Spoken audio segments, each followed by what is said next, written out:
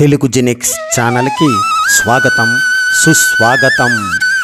పతిన్యో భార్యాయాం, భార్యను గౌరవించడం, ఆమెతో సాన్నిధ్యం కలిగి ఉండటం, ఆమెను అన్ని విషయాలలో సమానంగా చూడటం, పరస్పర గౌరవం స్ఫూర్తి కలిగి ఉండటం. భార్యాభర్తలు బండికి కట్టిన జోడెద్దులతో పోలుస్తారు. ఒకరు ఎక్కువ ఒకరు తక్కువ అనుకోకూడదు. ఎవరిపైన ఎవరు పెత్తనం చేయకూడదు అని అర్థం. కొంతమంది స్త్రీలు భర్తను నిర్లక్ష్యం చేస్తారు. పెళ్ళైన మొదట్లో ఉన్నంత అమాయకంగా ఏమీ తెలియనట్లు బిక్కుబిక్కుమంటూ ఉన్న తన భార్య అన్నింటికీ అరుస్తూ ఉంటుంది. తన మాటే నెగ్గాలని మొండి పట్టుదలతో సాధింపు చర్యలు ప్రతిరోజు ఉంటాయి. ఎప్పుడూ తని చెప్పిందే వినాలి, లేదంటే ఎత్తిపొడుపు మాటలతో మా పుట్టింట్లో అయితే నన్ను అలా చూసుకునేవారు, ఇలా చూసుకునేవారు అని, నేను ఇలా ఉండేదాన్ని కాదు, అంతా నా కర్మ, నా బ్రతుకిలా రాసి పెట్టిందంటూ రోజు సొనుగుడు కార్యక్రమాలు. భర్త అంటే నిర్లక్ష్యం ఏమి? వండి పెట్టిన కంచంలో వేసి తినిపించాలా అంటే తినబుద్ధి అవుతుందా? కంచంలో అన్నం పెట్టి కబుర్లు చెబుతూ విసన్న కర్రతో విసురుతూ కలలోకనే తన బ్రతుకు ఎన్ని కష్టాలో మరి. కంచం సరే, మంచం ఎక్కితే ఏ మాయరోగం? అప్పుడే పడుకున్నావు. ఎప్పుడైనా కాసిన్ని మల్లెపూలు తెచ్చి ఇచ్చావా నా ముఖానికి? ఎప్పుడైనా ఓ గుడో గోపురం ఏమైనా ఉందా ఈ బ్రతుకి? ఎప్పుడు నీ వాళ్ళు వండి పెట్టడం, ఇంటి చాకిరీ చేయడం తోనే తెల్లారైపోతుంది నా బ్రతుకు అనే భార్య లేకపోలేదు. టీవీలో సీరియల్లో ఎప్పుడు అయిపోతాయా? అందులో విలన్ పాత్రలో దూరిపోయి ప్రతి రాత్రి కాలరాత్రులే ఇలా బ్రతికే భార్యాభర్తలు లేకపోలేదు. నాలుగు గోడల మధ్య సంసారం నిర్లక్ష్యంగా సాగిపోయే బ్రతుకులు ఎన్నో. ఇలాంటి కుటుంబంలో భార్యను భారంగా భావించే భర్తలు లేకపోలేదు. అనురాగం, ప్రేమ, ఆప్యాయత కొరబడిన సంసారంలో, అన్యోన్యత లేని కాపురంలో, ప్రతిరోజు యుద్ధ వాతావరణంలో ఉన్న ఇళ్లల్లో పెరిగే పిల్లల బ్రతుకులు ఏ దేవుడు కాపాడగలడు? ఎంత మంచిగా చూసినా ఏదో రకంగా ఎత్తిపొడుపు మాటలతో సాధించే తత్వం ఉన్న మనుష్యుల మధ్య సంసారం ఎలా సాఫీగా సాగిపోతుంది? ఒక సర్దుకు ఇంకొకరు భరిస్తూ నిత్యం సాగిపోయే బ్రతుకుకు ఎప్పుడు ముగింపు పలుకుతుందో తెలియని పరిస్థితులు. ఒకరితో ఒకరు మనసు విప్పి మాట్లాడుకోవాలి. ఇద్దరి మధ్య దాపరికాలు లేకుండా ఒకరంటే ఒకరు గౌరవించుకుంటూ ప్రతిరోజు సంసారం అనే చెట్టులో పుష్పాలను పూయిస్తూ నీకు నేను నాకు నువ్వు ఉన్నావు, మనిద్దరం ఒకరికొకరు అన్నట్టు చచ్చేదాకా తోడు ఉందాం, ఈ జీవితానికి మనకి ఇంకేం కావాలని ముందుకెళ్ళడమే ముచ్చటైన సంసారం కాగలదు. మన జీవితాలు సంతోషంగా ఉంటూ కుటుంబాలు హాయిగా ఉండాలంటే ప్రతి మనిషి తోటి వారితో అన్యోన్యంగా మెలగడం నేర్చుకోవాలి. మనలో నిద్రాణమై ఉన్న మానవత్వాన్ని జాగృతం చేయడానికి, అంతర్గతంగా ఉన్న దివ్యత్వాన్ని వ్యక్తం చేయడానికి మనం ప్రయత్నించాలి. నేటి పరుగుల ప్రపంచంలో దంపతులు ఒకరి అభిరుచుల్ని మరొకరు తెలుసుకునేందుకు సమయం ఉండడం లేదు. ఒకవేళ తెలుసుకునే సమయమున్నా సహనంతో అర్థం చేసుకునే మనస్సు లేదు. దాంపత్య జీవనం సమస్యల వలయంలో చిక్కుకోవడానికి ఇదే ప్రధాన కారణం. భర్త భార్యకు అవసరమైన ఎమోషనల్ సపోర్ట్ అందించకపోవడం భావోద్వేగ నిర్లక్ష్యంగా పరిగణించబడుతుంది. ఆమె తన ఆలోచనలు, ఆందోళనలు, భావాలు పంచుకున్నప్పుడు హస్బెండ్ విననట్లు వదిలేయడం, అసలు రియాక్ట్ కాకపోవడం అనేది ఎమోషనల్గా వెనక్కి తగ్గేలా చేస్తుంది. భావోద్వేగ అవసరాలు గుర్తించినప్పుడు లోన్లీగా, డిస్కనెక్టెడ్గా ఫీల్ అవుతుంది. వారి మధ్య పెద్దగా తగాదాలు లేకపోయినా ఇలాంటి డీప్ డిస్కషన్స్, నేనున్నాననే భరోసా లేనప్పుడు భర్త మీద ప్రేమ క్రమంగా తగ్గిపోతుంది. ఇలాంటి బంధం అవసరమా అనే ఆలోచనకు దారితీస్తుంది. ఉదయం బ్రేక్ఫాస్ట్ నుంచి రాత్రి పడుకునే వరకు భర్తకు అన్ని విధాలుగా సమకూర్చే భార్య కోరుకునేది చిన్న ప్రశంస మాత్రమే. ఈరోజు కూర బాగుంది, చాలా కష్టపడుతున్నావు, కాసేపు రెస్ట్ తీసుకో, నేను కిచెన్లో కాస్త హెల్ప్ చేస్తా లాంటి చిన్న చిన్న పొగడతలు, ధన్యవాదాల వైఫ్కు ఎనలేని ఎనర్జీని, భర్తపై ప్రేమను తెచ్చిపెడతాయని ఓ అధ్యయనం చెబుతుంది. కానీ ఆమె పనిని గౌరవించకపోవడం, ఎటు వెళ్తుందిలే ఇక్కడే పడి ఉంటుందిగా అనే నిర్లక్ష్యం నిశ్శబ్ద కోపాన్ని పెంచుతుంది. ఇలాంటి పరిస్థితి కాలక్రమేణా సంబంధం తెగిపోవడానికి ముఖ్య కారణమవుతుంది. ఏ బంధంలోనైనా నిరంతర విమర్శ చిరాకు తెప్పిస్తుంది. భార్య చేసిన ప్రతి పని సరిగ్గా లేదనడం, లోపాలను ఎత్తి చూపడం చేస్తూ పోతే ఆమె ఆత్మగౌరవం దెబ్బతింటుంది. ఇలాంటి చిన్న చిన్న స్టేట్మెంట్స్ ఎమోషనల్గా దూరం పెట్టేందుకు రీజన్గా మిగిలిపోతాయి. భర్తను ప్రేమించే భాగస్వామిగా కాకుండా ఓ సమస్యగా చూడటం స్టార్ట్ అవుట్ చేస్తుంది. అందుకే ఆమె ఎందులో స్ట్రాంగ్గా ఉంటుందో, ఏ విషయంలో పర్ఫెక్ట్ అనే విషయాల పట్ల ప్రశంసలు కురిపించడం, తమను గొప్పగా చూస్తున్నారనే సంతోషాన్ని, ఎమోషనల్ కనెక్షన్ను క్రియేట్ చేయగలదు. చిన్న చిన్న వాదనలు పరిష్కరించకుండా వదిలేస్తే అవి దీర్ఘకాలిక ఆగ్రహంగా మారతాయి. భర్త సమస్యలను పరిష్కరించకుండా విస్మరించినప్పుడు భార్య నిరాశలను దాచుకోవడం ప్రారంభించవచ్చు. కాలక్రమేణా ఈ పరిష్కారం కాని భావాలు ప్రేమ, ఆప్యాయత లేకుండా చేస్తాయి. ఆరోగ్యకరమైన బంధం కోసం సంభాషణలు అవసరం. లేదంటే ఆ రిలేషన్ బ్రేక్ అయ్యే పరిస్థితులున్నాయి. భార్య ఎప్పుడు తన జీవితంలో చివరగా ఉండాలని కోరుకోదు. తనకు ప్రాధాన్యత దక్కాలని అనుకుంటుంది. నాణ్యమైన సమయాన్ని కలిసి గడపడం, విలువైనదిగా భావించేలా చేయడం దీని కిందకే వస్తాయి. కానీ అలా కాకుండా పరిస్థితులు భిన్నంగా మారితే, ఒక ఎంపికగా మిగిలిపోతే ఆ బంధానికి ప్రాధాన్యత ఇవ్వడాన్ని తగ్గిస్తుంది. హలో హస్బెండ్, మీ భార్య మీ శ్రద్ధను కోరుకుంటుంది.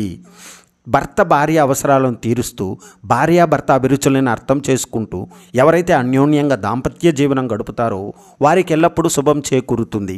ఆధ్యాత్మిక జీవనానికి సంసారం ఒక అవరోధం అనుకుని బాధ్యతలను విస్మరించి తనపై ఆధారపడిన వారినంతా అర్ధాంతరంగా కష్టాల కడల్లో వదిలేయడం నిజమైన వైరాగ్యం కాదు. శ్రీరామకృష్ణుల దగ్గరకు వచ్చి ఆధ్యాత్మిక జీవితాన్ని గడుపుతామన్న భక్తులకు ముందు సంసార విధులను సక్రమంగా నిర్వర్తించాలని బోధించేవారు. ఆధ్యాత్మిక జీవనం గడపాలని శ్రీరామకృష్ణుల దగ్గరకు ఒక భక్తుడు వచ్చి ఆయనతో పాటు కొన్ని రోజులు ఉన్నాడు.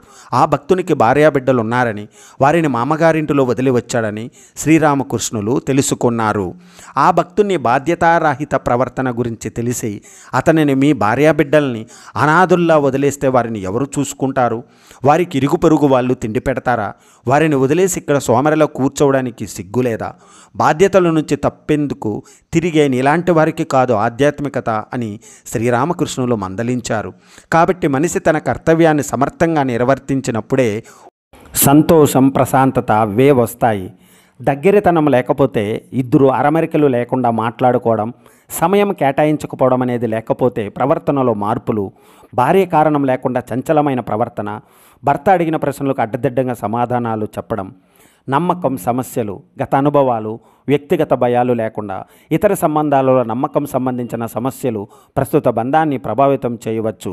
స్నేహితులు, కుటుంబ సభ్యులు లేదా సోషల్ మీడియా లేదా అపరిచితుల నుండి ప్రభావం ఎక్కువైతే ఇంట్లో భర్తకు విలువ ఇవ్వకపోవడం, చులకన చేయడం లాంటివి కూడా జరగవచ్చు. జాగ్రత్తగా ఉండాలి. తలనొప్పిగా మారతాయి ఇలాంటివన్నీ. పట్టు విడుపు లేకుండా ఉండడం, ప్రతిదీ తెగేదాకా సాగదీయడం, ప్రతిదీ నాకే సరి అయినది, నేను చెప్పిందే కరెక్ట్ అని వాదించడం, సమస్య లేకుండా సమస్య సృష్టించి మనశ్శాంతి లేకుండా చేయడం కూడా మంచి పద్ధతి కాదు. ఏదో తక్కువ చేసినట్టు చూడడం, తాను ఎంతో కష్టపడుతున్నట్టు నటించడం, మీ వాళ్ళు తనకు ఏదో లోటు ఉన్నట్టు చేసి తన అదుపులో పెట్టుకోవడం, తనకు తెలిసిన వాళ్ళలో పెద్ద స్థాయిలో ఉన్నవారితో పోల్చి అణిగి ఉండేలా మాట్లాడడం, తాను కాబట్టి సర్దుకుపోతున్నాను అని పదే పదే గుర్తు చేయడం, దానితో నోరు లేని జీవిలాగా చేయడం, సెల్ ఫోన్ ఇవ్వకుండా దాచిపెట్టడం, అడిగితే గోల చేయడం, భర్తనే ఏదో తప్పు చేసిన వాడిలాగా చేయగలడం, ఇంకా ఎన్నో నెరజానలో ఎందరో ఎన్నో వీరగాథలు. స్వంత ఇంటిని కూల్చే మహిళా మనులు కొంచెం ఆలోచించి సరిచేయవలసిన అవసరం ఎంతైనా ఉన్నది. ఎవరి మీద కూడా మానసికంగా పూర్తిగా ఆధారపడి జీవించకూడదు. అంటే వాళ్ళు లేకపోతే మీరు లేరు అన్నట్టుగా ఉండకూడదు.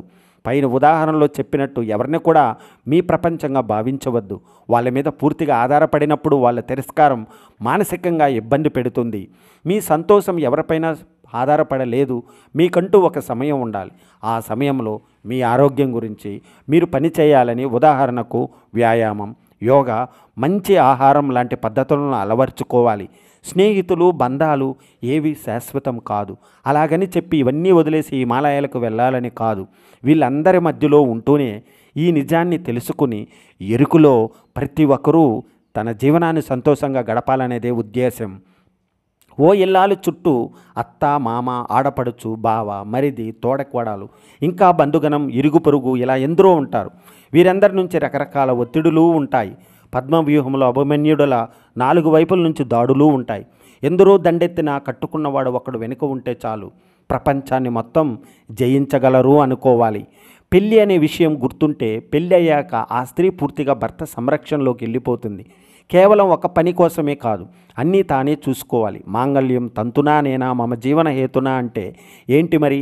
ఇక నుంచి వారు కలిసి అన్ని విషయాల్లో బ్రతకాలనే కదా. కానీ కొందరు ఇంటి దగ్గర భార్యను వదిలేసి ఎక్కడెక్కడో తిరిగి కానీ ఇంటికి రారు. మరి కొందరు అనుమానం పిచ్చితో భార్యను వేధిస్తారు. మరి కొందరు పని చేయకుండా ఇంటి పట్టున ఉండే భార్యను పనికి పంపించే మహానుభావులు ఉన్నారు. అందరూ అనడం లేదు. కొందరు తల్లిదండ్రులు పెళ్లికి ముందు కొడుకులని అతి గారాబం చేసి ఏ పని చెప్పరు. కొందరు కూతురుల్ని గారాబం చేసి వంట పని ఇంటి పని చెప్పరు. పెళ్ళి అయితే వాడే మారుతాడు లేదా వచ్చిన భార్య మారుస్తుంది అని ఒక్క కొడుకనో లేదా ఎక్కువ గారాబం చేతనో వదిలేస్తారు. స్వేచ్ఛగా ఆ గారాబాన్ని అంతా భార్య మీద చూపిస్తాడు.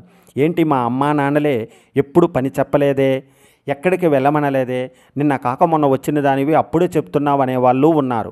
బాధ్యత అనేది తెలిసి ఉండాలి. ఒకవేళ తెలియకపోతే తల్లిదండ్రులైనా చెప్పి ఉండాలి. ఇది కొడుకు విషయంలోనే కాదు, అమ్మాయి అబ్బాయి దగ్గరికి వర్తిస్తుంది. ఏ పిల్లలకైనా తల్లిదండ్రులే మొదట గురువులు. వాళ్ళు తల్లిదండ్రుల మాట వినకపోతే ఇంకా వాళ్ళు ఎప్పటికీ మారరు. మొక్కై వంగనిదే మాను అయ్యాక వంగుతుందా? మీ పిల్లలని బాధ్యత గలవారిగా చేయడం మీ బాధ్యత. నీతులు సూక్తులుగా చూడకండి, అందరూ తెలుసుకోండి, బాధ్యతగా ఉండండి. ఇంకా చిన్నపిల్లాడు నా కొడుకు, ఇంకా నా కూతురు చిన్నపిల్లాన్ని వదిలేయకూడదు. మరీ గారాబంతో మరీ కఠినంగా కాకుండా సందర్భాన్ని బట్టి వ్యవహరించాలి. మీ పిల్లల్ని మంచిగా పెంచి రాబోయే తరానికి వాళ్ళని మంచి బాధ్యత గలవారిగా చెయ్యండి. ప్రతి ఒక్కరికి ఏదో ఒక లక్ష్యం ఉండాలి, అది సృజనాత్మకంగా ఉండాలి. రోడ్లు ముందు లేవు, మనం నడిస్తేనే రోడ్లు ఏర్పడ్డాయి అంటాడు కవి. సైన్స్ కూడా అంతే. సొంతంగా కొత్తగా ఆలోచించాలి, పరిశోధించాలి. పెద్దదో చిన్నదో మీదైన ప్రత్యేకత చూపాలి. అప్పుడే మనం ఎదగగలం. ప్రపంచంలో ఏటా ఉత్పత్తి అవుతున్న ఆహారంలో 5వ వంతు వ్యర్థమవుతుందట. అంటే దాదాపు మరో 200 కోట్ల మందికి సరిపోయే ఆహారాన్ని మనం వృధాగా పారేస్తున్నాం. ఒక ఆహారమే కాదు, దుస్తులు, ఇతర వినియోగ వస్తువులను అవసరానికి మించి కొనడం కూడా వృధా కింద లెక్క. వాటి తయారీకి ఎందరో శ్రమిస్తారు కదా. అంతేకాదు భూమి, నీరు, విద్యుత్తు లాంటి వనరులు ఎన్నో వాడుతారు. అవన్నీ సద్వినియోగం అవ్వాలంటే వస్తువుల్ని మనం సంపూర్ణంగా వినియోగించుకోవాలి. దీన్ని ఇనుమంతా కూడా వృధా చేయకూడదు. పైగా వాడుకునే దాని నుంచి అదనపు ప్రతిఫలాన్ని పొందేందుకు ప్రయత్నించాలి. అలా చేయగలిగితే అప్పుడు మనము వినియోగదారులు మిగలకుండా ఉత్పత్తిదారులు కావచ్చు. అవును, మరి వ్యర్థం చేయకపోవడం అంటే కొత్తగా తయారు చేసినట్టే కదా. ముఖ్యంగా ఇలాంటి వృధా చేయకుండా అందరికీ ఉపయోగపడేలా చేయడం ముఖ్య ఉద్దేశ్యము. ఒక యువ భిక్షువు గురువు దగ్గరికి వెళ్ళి, అయ్యా, నా దుస్తులు ఏమాత్రం పనికి రాకుండా తయారయ్యాయి. చిరిగిపోతే చాలాసార్లు కుట్టుకున్నాను. ఇకపై కుట్లు వేయడానికి వీలు లేకుండా ఉన్నాయి. వేరే దుస్తులు ఇప్పించగలరా అని అడిగాడు. సరే అన్నాడు గురువు. కొన్ని రోజులకు ఎవరో భక్తుడు పాత దుస్తులను దానం చేయడంతో తెచ్చి శిష్యుడికి ఇచ్చాడు. 4 రోజుల తర్వాత గురువు తన శిష్యుడిని పిలిచి, నేను జత దుస్తులు ఇచ్చాను కదా, మరి అప్పటి వరకు వాడుతున్న వాటిని ఏం చేశావని ప్రశ్నించాడు.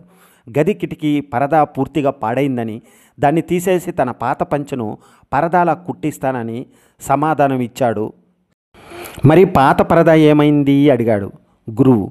గచ్చు తుడిచే తుండు పీలికలైపోవడంతో దాన్ని స్థానంలో పాత పరదాను వాడుతున్నానని చెప్పాడు శిష్యుడు. సరే, అప్పటి వరకు గచ్చులు తుడిచిన తుండును పారేశావని గురువు అడగ్గా, దాన్ని పీలికలు చేసి దీపాలకు ఒత్తులుగా మార్చేశానని సమాధానం ఇచ్చాడు. శిష్యుడు అతను సరైన దారిలో నడుస్తున్నాడని తృప్తిగా పలికించాడు గురువు. జీవితంలో కోరికలు లేనంత వరకే ప్రశాంతత, ఆశ అనేది మొలకెత్తిందంటే మనశ్శాంతి కరువు అవుతుంది అంటూ శిష్యులకు ఒకటి చెప్పాడు. గురువు ఒక మహారాజు నిద్ర పట్టక పచారులు చేస్తుంటే కొద్ది దూరంలో ఒక సిపాయి ఆనందంగా పాట పాడుతూ కనిపించాడు. రాజుకు అసూయ కలిగింది. ఇంత హోదా, ఇన్ని సంపదలు ఉన్నా తనకు లేని ఆనందం అతడికి ఎలా దక్కింది అనుకున్నాడు. మర్నాడు ఉదయాన్నే మంత్రిని పిలిచి విషయం చెప్పాడు. అతనికి ఆశలు, వ్యామోహాలు లేవు. తమరిచ్చే జీవితంలో సంతోషంగా కాలం గడుపుతూ మనశ్శాంతి పొందుతున్నాడు. కానీ మహారాజా, ప్రశాంతత పాదరసం లాంటిది, ఎప్పుడైనా జారిపోవచ్చు. ఆ సంగతి తెలియజేశాడు. మంత్రి ఆ వెంటనే 99 బంగారు నాణేలను సిపాయి నివాసం వద్ద అరుగు మీద పెట్టించాడు. బయటకు వచ్చిన సిపాయి నమ్మలేనట్టు చూశాడు. వాటిని లెక్కించి ఎవరైనా 100 ఇస్తారు కానీ 99 ఇవ్వరు. ఒకటి పడిపోయి ఉంటుంది అనుకుని ఆ ప్రదేశమంతా వెతకసాగాడు. 99 దొరకపోయినా ఆనందం లేకపోగా ఒకటి తక్కువైందన్న ఆందోళన అతన్ని ఆవరించింది. మంత్రి నవ్వుతూ, మహారాజా, అతని మనశ్శాంతి పోయింది అన్నాడు. ప్రశాంతతను ఎలా కాపాడుకోవాలో మహారాజుకు స్పష్టమైనది. జగత్పాలనలో అలసట నొందిన దేవాతి దేవుడు సైతం అమ్మఒడిలో సేద తీరడానికే అవతారాలు దాల్చాడు. అలాంటి అద్భుత అవకాశం పొందింది మగువ. మన మనుగడికే ఒక ప్రాణం పోసిందామె. అంతు చిక్కని అనురాగ వైశాల్యం, పువ్వుని మించిన సౌకుమార్యం, అవసరానికి ఆసరాగా నిలిచే ధీరత్వం, ఎంతటి క్లిష్ట పరిణామాలనైనా ఎదుర్కొనే నేర్పరితనం, భూమాతకి అబ్బురం అనిపించేంత సహనం, ఒకటా రెండా ఒక స్త్రీ ఆవించగలిగే నైపుణ్యాలు అనంతం, అద్భుతం. ఇంద్రాది దిక్పాలకులు మాయానలుని రూపంలో పోటీ పడుతున్న దమయంతి స్వయంవర సభాది. ఏమాత్రం తొట్రపాటు లేకుండా నలుని కంటాన వరమాల వేసి తన ధర్మశాస్త్ర నిపుణతను తెలిపింది దమయంతి. వారి జీవితం ఎన్నో ఒడిదుడుకులకు పాలనై అన్నిటినీ దాటుకుని ముందుకు సాగింది. సమాజం అచ్చెరు పొందేలా రెండో స్వయంవరం ప్రకటించింది. వినూత పద్ధతిలో భర్తను గుర్తించి కుటుంబ రథాన్ని గాడిన పెట్టుకున్న దమయంతి సాహసం ఎంతటిదో కదా. సర్వభోగాలను వదిలి రాముడు ఎక్కడుంటే అదే తన సామ్రాజ్యమని నమ్మింది సీత. రావణుడి చెరలో బందీ అయిన సమయంలోనూ మొక్కవోని ధైర్యంతో నిలిచి రామ ఘన పరాక్రమాన్ని లోకానికి చాటి చెప్పింది. నాటి సమాజ రీతులకు తలవంచి అగ్ని పునీతగా శ్రీరామ సీతగా అయోధ్య చేరింది. రాజధర్మం ఆమెను వనవాసానికి తిరిగి పంపితే బేలగా మిగిలిపోలేదు. రఘుకుల వంశాంకురాలను సమర్థంగా పెంచి శ్రీరాముడికి అప్పగించింది. సాకేతపుర ప్రజలు పునరావాసాన్ని చిరునవ్వుతో తృణీకరించి స్వాభిమానంతో తనకు అనువైన చోటుకు వెళ్ళింది. ఆమె చూపిన సాధికార శైలి, స్వయం నిర్ణయాధికారం తరతరాలకు అనుసరణీయం. మొక్కై వంగనిదే మానై వంగున అనుకున్న యశోదమ్మ అల్లరి చేష్టల చిలిపి కృష్ణుని చిన్నితనంలోనే తీర్చిదిద్దింది. వెన్న ముద్దలతో పాటు పౌరాణిక కథలను వంటబెట్టించింది. ఆమె నేర్పిన లోకరీతి గోపబాలుడిని జగద్గురువుని చేసింది. ఆమె పెంపకం అభినందనీయం. పిల్లల ఆలన పాలనలో ఆమె చూపిన మార్గం సర్వశ్రేయస్కరం. దూర్వాస మహర్షి ఇచ్చిన వరం ఆమెకు పాండవులు అందిస్తే ఒంటి చేత్తో వారిని ప్రయోజకులుగా తీర్చిదిద్దింది కుంతీదేవి. అభం శుభం తెలియని వయస్సులో సమాజానికి భయపడి కొడుకుని దూరం చేసుకున్న, భర్తను కోల్పోయి దాయాదులు చెంత బతకలిసి వచ్చిన ఆందోళనతో సతమతమైపోలేదు. కర్మఫలాన్ని అనుభవించగోరిందే కానీ పలాయనం చిత్తగించలేదామె. కష్టాలకు కృంగిపోలేదు. ధర్మాచరణలో వెనుకడుగు వేయలేదు. వ్యతిరేక పరిస్థితుల్లోనూ వెన్నుచూపని ఆమె ధైర్యం మనకందరికీ మార్గదర్శకం కాగలదు.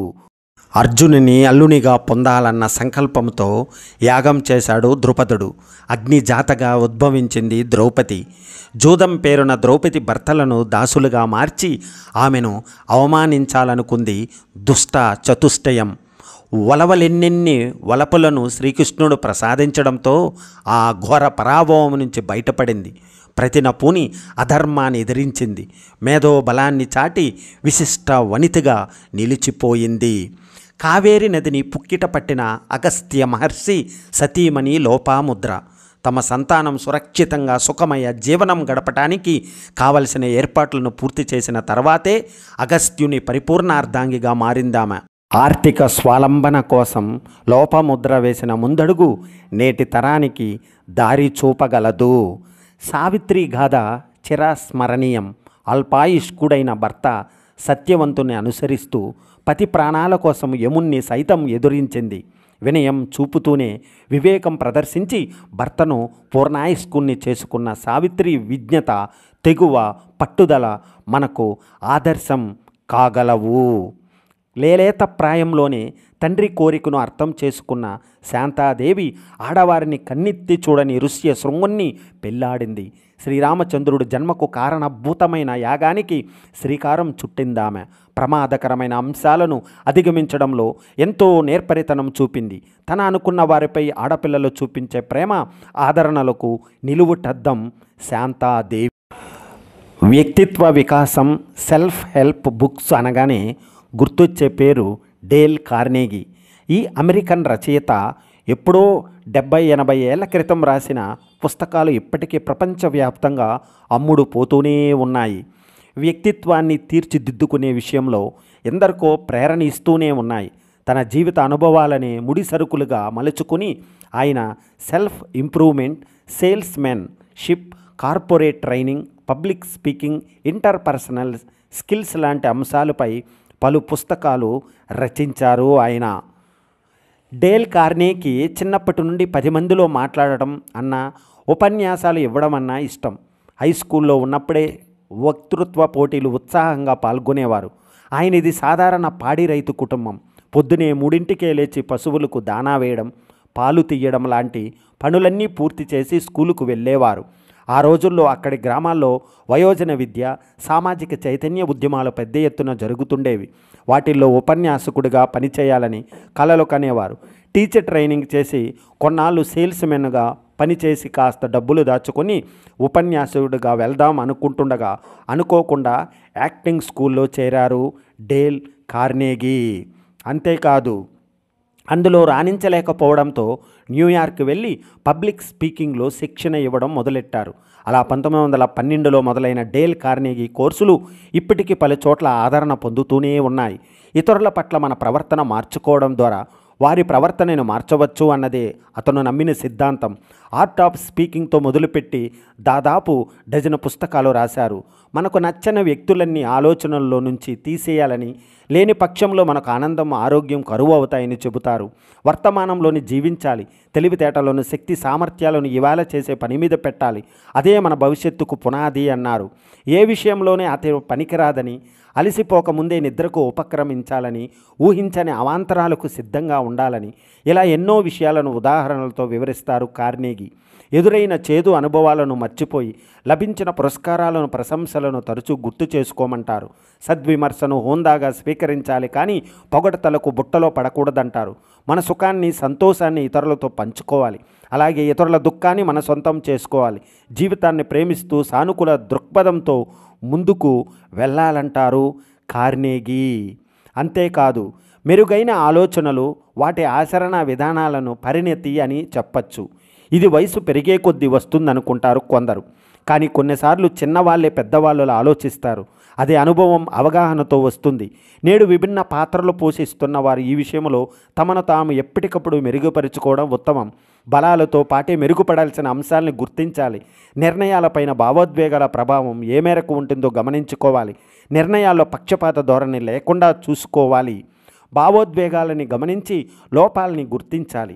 ఒత్తిడిని, కోపాన్ని నియంత్రించుకోగలిగేలా సాధన చేయడం, భావ వ్యక్తీకరణలో సూటిదనం ఉండాలి. సమాచారాన్ని పాక్షికంగా విశ్లేషించి భిన్నమైన కోణాల్లో ఆలోచించడం, ఆధారాలను సమీక్షించే లోపాలను గుర్తించాలి.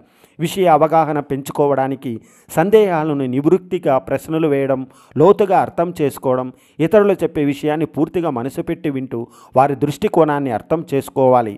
వ్యక్తిగత పరిమితుల్లో ఉంటూనే ఎదుటి వారితో మెరుగ్గా మాట్లాడడం, అవసరమైనప్పుడు నిస్సందేహంగానో చెప్పడం, మన వాస్తవ పరిస్థితులను గుర్తి ఇతరులకు సాయం చేయడం అలవాటు చేసుకోవాలి. విభిన్నమైన తెలివితేటలను ఉపాధ్యాయుల అనుభవం ఉన్న వాళ్ళతో మాట్లాడుతూ ఎన్నో విషయాలు నేర్చుకోవచ్చు. ధ్యానం, ప్రాణాయామం అలవాటు చేసుకోవాలి. దీంతో భావోద్వేగాలు నియంత్రించవచ్చు. కొత్త విషయాలను పత్రికలు, మ్యాగజైన్లలో చదువుతుండండి. వృత్తికి ఉపయోగపడే, వ్యక్తిగతంగా ఆసక్తి ఉండే ఏదైనా కోర్సులు నేర్చుకోవాలి. అప్పుడు వర్క్షాపులు, శిక్షణా తరగతులు, నాయకత్వ లక్షణాలు, కమ్యూనికేషన్ నైపుణ్యాలు మెరుగుపరుచుకోవాలి. మీ గురించి, మీ పనితీరు గురించి నమ్మకమైన వ్యక్తుల నుంచి ఫీడ్బ్యాక్ తీసుకోవాలి. వ్యక్తిగత అనుభవాలు, భావోద్వేగాలను కాగితం మీద పెట్టండి. దీని ద్వారా మిమ్మల్ని మీరు మరింత లోతుగా అర్థం చేసుకుని విజయం సాధించవచ్చు. ఈ ప్రపంచంలో ఉచితంగా దొరికేవి ఏదైనా ఉంది అంటే అది సలహా మాత్రమే. అందం, ఆరోగ్యం, ఆర్థిక విషయాలు ఒకటేమిటి, అన్ని విషయాల గురించి పోటీపడి మరీ సలహాలు ఇస్తున్నారు. సోషల్ మీడియాలో కొందరు చదువుకున్న జ్ఞానంతో ఇస్తే, కొందరు అనుభవ జ్ఞానంతో ఇస్తారు. అవి రెండూ లేకుండా తమకు తోచిన సలహాలు ఇచ్చేవారు కొందరు ఉంటారు. అలాంటి వారితో జాగ్రత్తగా ఉండాలి. సలహాలు స్వీకరించడం తప్పు కాదు, కానీ అందులో సత్తా ఎంతో తెలుసుకుని విచక్షణ మనకి ఉండాలి. సలహా ఇచ్చేవారు ఎంత మేధావైనా వచ్చిన సమస్య వారికి అవగాహన ఉండాలని లేదు. అందుకే సుమతి శతకారుడు చెప్పినట్టు, వినదగునెవ్వరు చెప్పినా కానీ వినగానే తొందరపడి ఏదో ఒకటి చేయకుండా అది ఎంతవరకు నిజమో ఆలోచించి నిర్ణయం తీసుకోవాలి. ఒకతను చాలా ఖర్చు పెట్టి చక్కటి ఇల్లు కట్టుకున్నాడు. అందరినీ పిలిచి ఘనంగా గృహప్రవేశం చేశాడు. వచ్చిన వాళ్ళంతా ఇల్లు బాగుందంటూనే దేవుడి గది ఆ పక్కన ఉండాల్సింది, హాలు వాస్తు ప్రకారం ఇటు ఉండాలి, ఇలా తలా ఒక మాట అన్నారు. అతను అన్నీ ఈ చెవిలో విని ఆ చెవిలో వదిలేశాడు. కుటుంబ సభ్యులు ఇష్ట ప్రకారం మంచి చెడు బాగా ఆలోచించి కట్టుకున్న ఇల్లు కాబట్టి ఎవరి మాటలు లెక్క చేయాల్సిన అవసరం లేదనుకున్నాడు. అలా కాకుండా పట్టించుకుంటే ఏమయ్యేది? ఇంట్లో అశాంతి, మార్పు చేర్పులకు మరింత ఖర్చు, పోనీ దానికి తగ్గ ప్రయోజనం ఉంటుందా అంటే ఎవరికీ తెలియదు.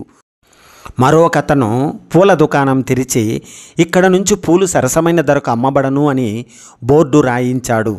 అమ్మేది ఇక్కడే కదా, ఇక్కడే తీసేయచ్చు అన్నాడు ఒక స్నేహితుడు. కనిపిస్తుంటాయి కాబట్టి పూలు తీసేయచ్చని ఒకరు, చెడిపోయినవి అమ్మవు కాబట్టి మంచి తీసేయమని ఇంకొకరు, అలా అందరూ చెప్పిన మాటలు తీసేయగా చివరికి సరసమైన ధర ఒక్కటే మిగిలిందట. అది మాత్రం ఎందుకని బోర్డు తీసి అవతల పడేశాడు. అలా ఉంటుంది అందరూ సలహాలు వింటే.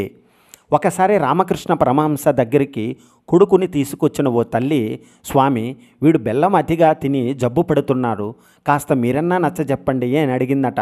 దానికి పరమహంస, అలాగే చెబుతాను, ఒక వారం ఆగి తీసుకురా అని చెప్పి పంపించేశారు.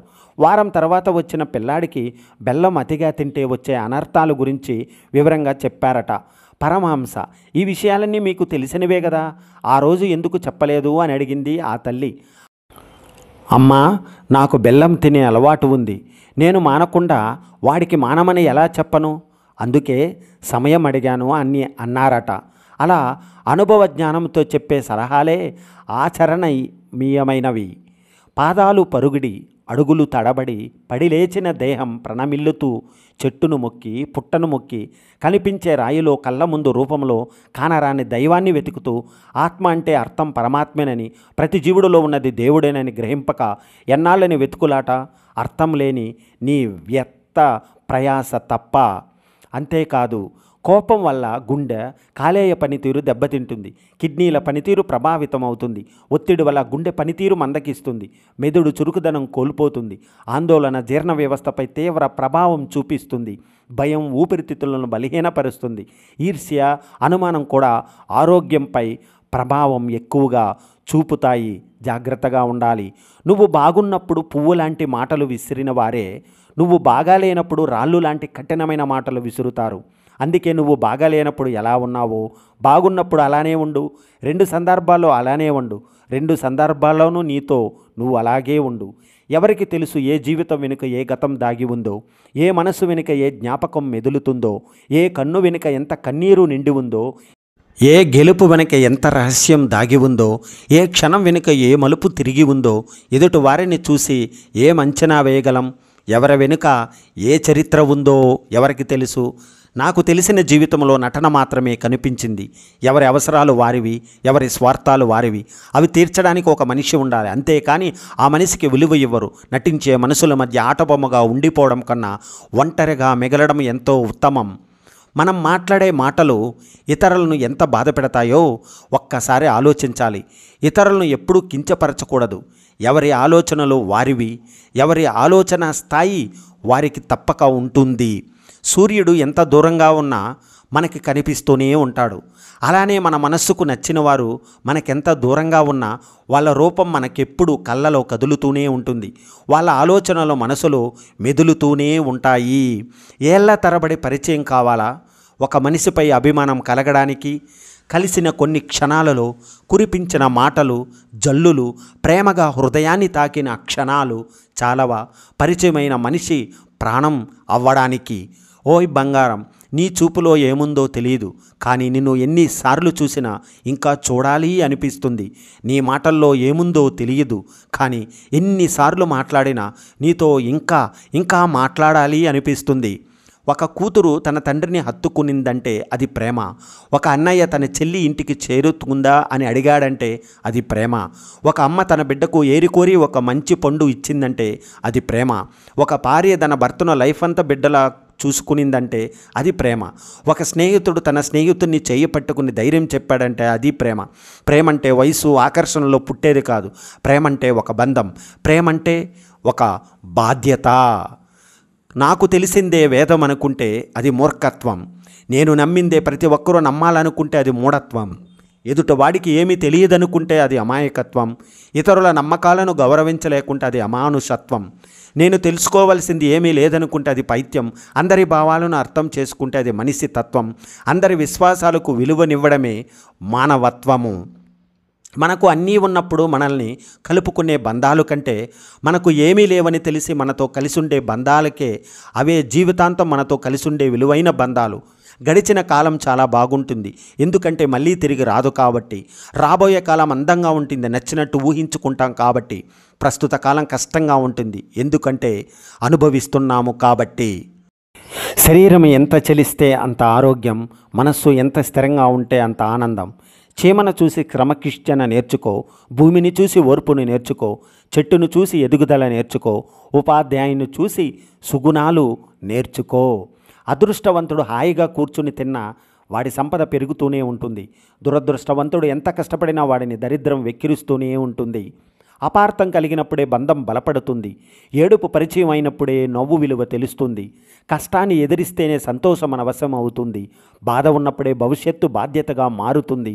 సమస్య తెలియనప్పుడే మన సామర్థ్యం బయటపడుతుంది. జీవితం అనే పుస్తకంలో ఒక్కో పేజీ ఒక్కో అనుభవాన్ని నేర్పిస్తుంది. అందులో కొన్ని తీయనైన మధురానుభూతిని కలిగిస్తాయి, మరికొన్ని చేదైన స్మృతులుగా మిగిలిపోతాయి.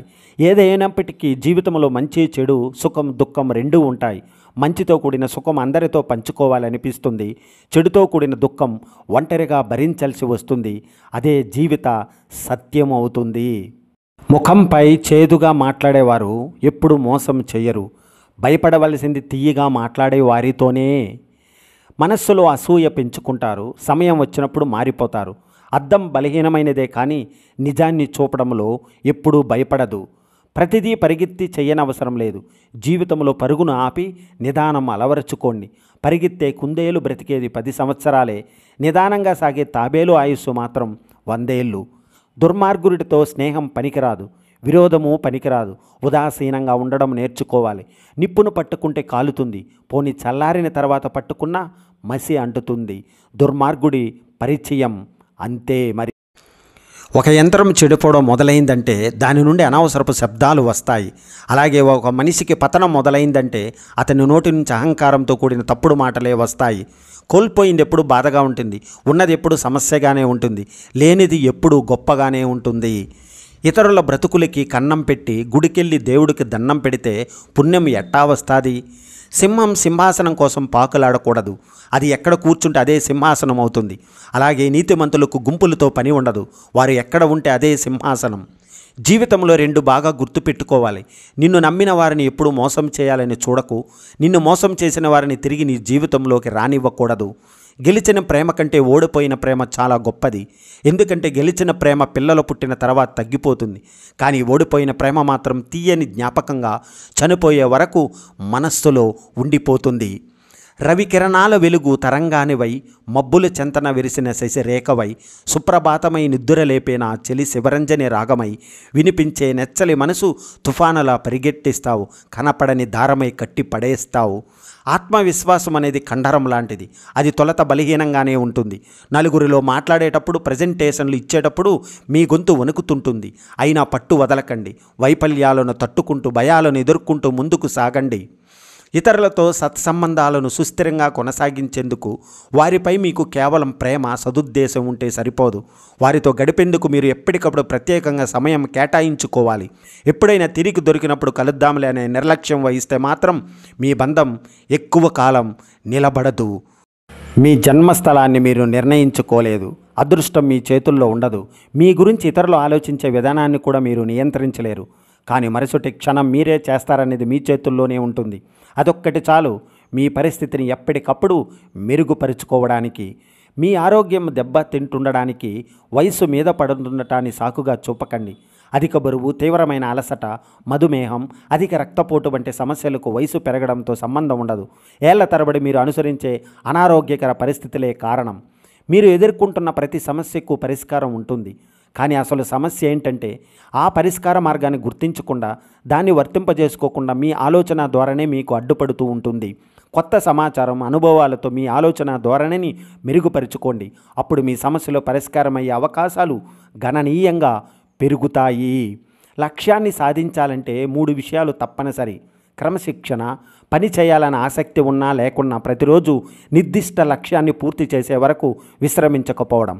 స్థిరత్వం, లక్ష్యాన్ని చేరుకోవడం అనేది ఒక్కరోజులో జరిగేది కాదని, అది సుదీర్ఘ ప్రక్రియ అని అర్థం చేసుకుని ఓపికతో స్థిరంగా పనిచేసుకుంటూ వెళ్ళడం. నమ్మకం, ఎన్ని నైపుణ్యాలు, ప్రణాళికలున్నా విజయం సాధించి తీరుతామన్న విశ్వాసం వాటికి తోడవ్వాల్సిందే. అప్పుడు లక్ష్యాన్ని నీవు సాధించగలవు. ఈరోజు మీ చేతిలో ఏ అవకాశము లేకపోవచ్చు. అంత మాత్రాన ఉదాసీనంగా ఉండకండి. ఎప్పుడు ఏ అవకాశం కనిపించినా పూర్తి స్థాయిలో అందిపుచ్చుకునేందుకు సర్వసన్నద్ధంగా ఉండండి. అవకాశం మీ చేతికి చిక్కేదాకా మీ ఆయుధాలకు పదును పెడుతూ ఉండండి. జీవితంలో పగ, ప్రతీకారాలకు దూరంగా ఉండటమే ఉత్తమం. ఒకవేళ మీ విషయంలో మరీ తప్పుగా ప్రవర్తించిన వారిపై ప్రతీకారం తీర్చుకోవాలని మీరు బలంగా తీర్మానించుకుంటే మాత్రం ఆ ప్రతీకారం ఎలా ఉండాలో తెలుసా? మీ పట్ల తప్పుగా ప్రవర్తించిన వారి గురించి కనీసం ఒక్క క్షణం కూడా ఆలోచించాల్సిన అవసరం లేనంతగా మీరు ఎదగాలి. అదే అత్యుత్తమ ప్రతీకారం. కలలో కన్నంత ఈజీగా జీవితం ఉండదు. ఏదో ఒక మలుపు జీవితాన్ని పూర్తిగా మార్చేస్తుంది.